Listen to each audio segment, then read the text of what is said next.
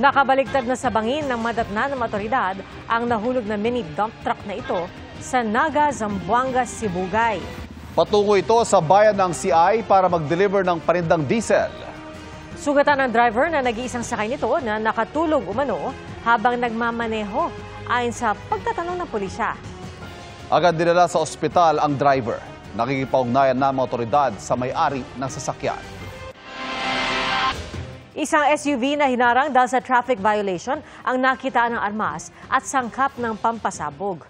At ang mga sakay nito dating nagpanggap na malapit daw sa Malacanang o malapit daw sa Malacanang. Nakatutok si Oscar Oida. Sinita dahil walang plaka sa likod at di otorisadong paggamit ng blinker ang itim na SUV na ito noong Biyernes sa Filipinas Avenue, Parañaque. Pero nang silipin ito ng mga tauhan ng PNP Highway Patrol Group, nadiskubring kargado ito ng isang baril, 3 bulletproof vest, patalim at hinihinalang C4 explosive. With due authority and in the presence of media and barangay official, the officers lawfully opened the vehicle. Wala pa raw maipakitang ORCR ng sasakyan. Kinilala ng mga otoridad ang dalawang sakay ng SUV na sina alias JJ at alias Lito na base sa background check ng mga pulis ay dati na umunong nasangkot sa panluloko. Minsan na raw sila nagpakilalang malapit sa First Family at nanghihingi ng pera kapalit ng pabor. Nagpapanggap na konektado sa First Family at nanghihingi sa mga negosyante sa Cebu ng pera para sa approval ng kanilang or continuation ng mga negosyo nila. In fact, nagpapanggap sila na undersecretary ng OP, kaya talagang very serious yung mga ginagawa nila. Dahil sa mga armas sa SUV, pangamba ng mga otoridad, baka hindi lang sa panloloko sangkot ang dalawa. Baka nag-evolve siya sa mas malalim na criminal activity, kaya may dala-dala siyang explosives. I will ask also the help of national security kasi wala namang sibilyan na makakapagdala ng C4 at hindi ganun kadali na makapag-acquire o makakuha niyan at totally bawal yan. C4 ginagamit ng mga terorista. How come na meron siyang daladalang ganyan? May kasama pa to nung masita medyo naka-extricate lang. Hindi Pero may kasama pa itong isang sasakyan. Ayon sa isa sa mga suspect, wala pa kaming ginawang masama. Bahala na po si Lord sa kanila. Nadamay lang po. Driver po. naharap sa patong-patong na asunto ang mga suspect kabilang ang paglabag sa RA 9516 o unlawful possession of explosives. Para sa GMA Integrated News, Oscar Oida, nakatutok, 24 oras. 4 na Pilipino sugatan sa airstrikes ng Iran sa Israel. Kinumpirma yan ng Philippine Embassy sa Tel Aviv na naka-high alert at patuloy na inaalam kung may iba pang Pilipinong nasaktan. Saksi naman ang isa pang OFW sa pinsala ng airstrikes sa mga gusali sa Tel Aviv kanina madaling araw. Nakaligtas naman ang isang Pinoy nang tamaan ng misal ang kanyang bahay dahil nakapagtago siya sa bomb shelter. Binigyan po siya ng tulong ng embahada. Payo ng Department of Migrant Workers at OWA sa mga Pilipinong naiipit sa gulo sa Middle East. Iwasang lumabas lalo na kung delikado sa lugar. Pagtitiyak naman ni Israel Ambassador to the Philippines, Ilan Flus, kung anong pag-aalaga nila sa kaligtasan ng mga Israeli, ganun din daw ang ginagawa nila para sa kaligtasan ng mga Pilipino.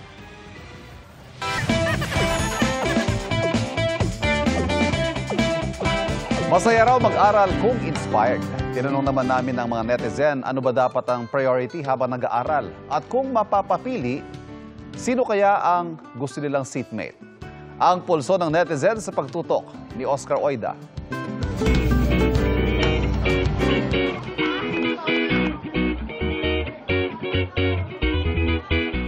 Sa pasukan bukas, malamang isa sa mga iniisip ng mga estudyante, paano ang seating arrangement nila sa klase.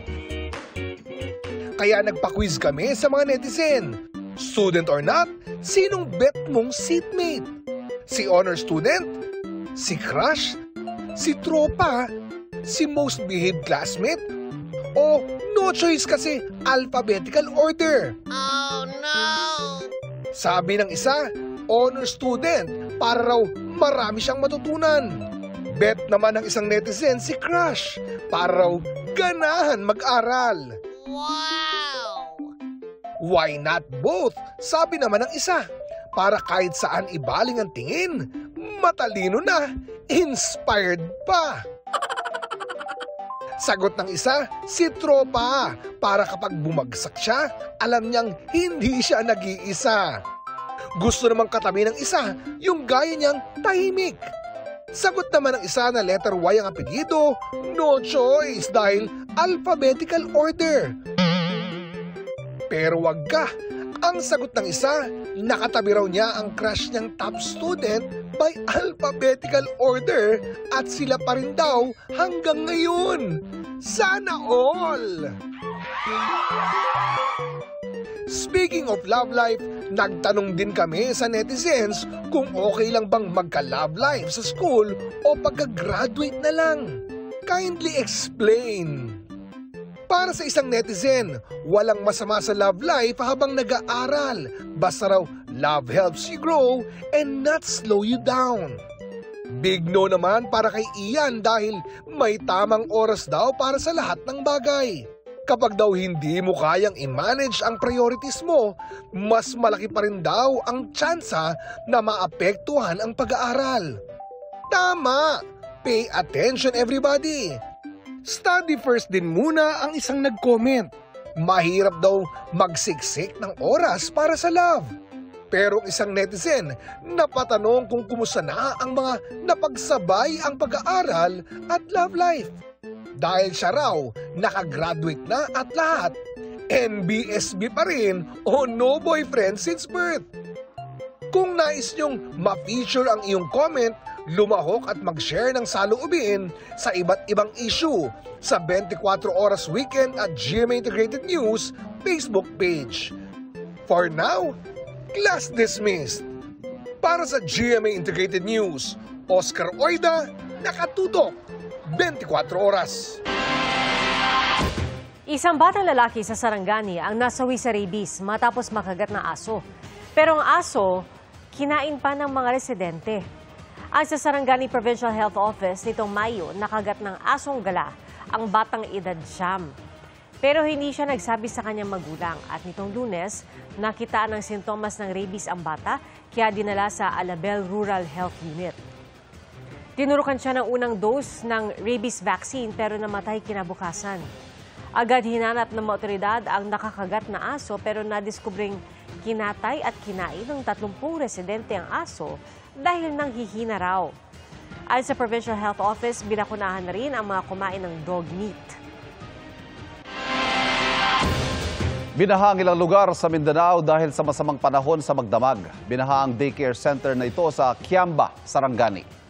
Ayon sa isang guro doon, posibleng maantala ang unang araw ng pasukan bukas dahil kailangan pa nilang maglinis. Sa Datoo din, Sinsuat, Maguindanao del Norte, pahirapan sa pagtawid ang mga sasakyan ng kalsadang ito matapos bahain. Pilit ding sinusuon ng mga motorista ang baha mula sa umapaw na ilog sa Libungan, Cotabato. Sa Davao City, isang jeep ang nahulog sa kanal sa gitna ng pagbaha. Ayon sa Pag-asa, Intertropical Convergence Zone o ITCZ ang nagpapaulan sa Mindanao at Eastern Visayas. Easterlies ang umiiral sa Cagayan Valley, Bicol Region, Aurora at Quezon at localized thunderstorms sa Metro Manila at iba pang bahagi ng bansa. Sa forecast ng Metro Weather, bukas ng tanghali posibleng ulanin ang Bicol Region at Quezon Province. Sa hapon hanggang gabi, uulan sa bahagi ng Cagayan Valley at malaking bahagi ng Luzon. Posibleng ulanin sa hapon ng ilang lugar sa Eastern Visayas, Caraga Administrative Region at Davao Oriental. Sa Metro Manila, posibleng makaranas ng masamang panahon pagsapit ng hapon at gabi. Nadiskubre na isang nanay na ginamit ang larawan ng kanyang paslit na anak sa minanipulang video na nakapost online. Ibinebenta ito online kalakip ng malaswang larawan. Nakatutok! Si Nico Wahe, Kaya hindi ko masyado pinapost yung mga picture ni Diamond. Mga picture ni Diamond kasi iniiwasan ko talaga ito. Naiyak sa galit ang influencer CEO na si Queen Hera nang matuklasang may gumagamit online ng video at litrato ng kanyang 1 taong gulang na anak. Anak niyo, nakita ko yung video ng anak ko, ng picture ng anak ko nasa website. Binibenta. May concerned citizen daw na nagpadala sa kanya nito. May nag-message sa akin na isang nanay or mother na about daw sa victim daw yung anak niya ng cyber crime or ginagamit daw yung video ng anak niya para ibenta. Kung nag-scroll daw siya doon sa website, nakita daw niya yung picture ng anak ko. And then, sinend sa akin yung picture. Ang ganda ng color Ito ang original na video na kanyang tinutukoy. Magkasama sila ng kanyang anak sa video. Pero nang makita ang post na tinutukoy ng concerned citizen, wala na si Queen Hera sa video at si Baby Diamond na lang ang nandoon. Dinikit doon sa larawan ng ari ng lalaki.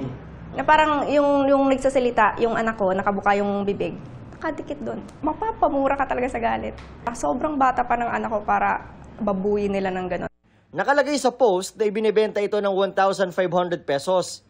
Ipinapatrace ni Queen Hera ito sa isang IT professional at may hinala raw sila kung sino ang nasa likod nito. Dudulog daw siya sa National Bureau of Investigation o NBI para magsampa ng reklamo. Ayon sa National Privacy Commission o NPC, parami ng parami ang ganitong kaso ng online child pornography sa bansa.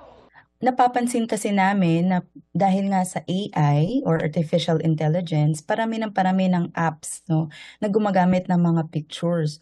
So maaring gamitin ito para gawa ng masama or i-edit yung picture at gamitin sa isang video na hindi kaaya-aya. Anila, kung ipopost ang mga video o litrato ng mga bata, tiyaking safe ito sa online world. Ang amin lang paalala ay palaging maging maingat at mapanuri sa pinopost natin. I-set natin yung ating Facebook, social media accounts sa private na setting kung saan yung mga kakilala natin, yung mga nakaka-access. Maaring lumapit sa NPC ang sino mang mabibiktima online. Si Queen Hera, tutulong din daw sa ibang magulang na biktima rin online. Anak, mapapanood mo to one day. So, I feel so sorry kasi nangyari sa'yo to. Iniisip ko pa lang na until now, andun pa rin yung pictures mo at hindi ko pa rin, wala akong magawa para mapatanggal yun. I'm so sorry, anak. Pero gagawa ko ng paraan, lahat ng paraan gagawin ko para mabigyan to ng hustisya. Okay lang naman ang mag-post ng mga video at larawan online. Karapatan natin yan. Pero tandaan din natin na marami ang nakaabang na nakawin at gamitin yan sa maling paraan. Hindi natin kasalanan, pero kaya nating mag-ingat, lalo kung mga walang kamuwang-muwang na bata ang maapektuhan. Para sa GMA Integrated News, ako si Nico Wahe, nakatutok 24 oras.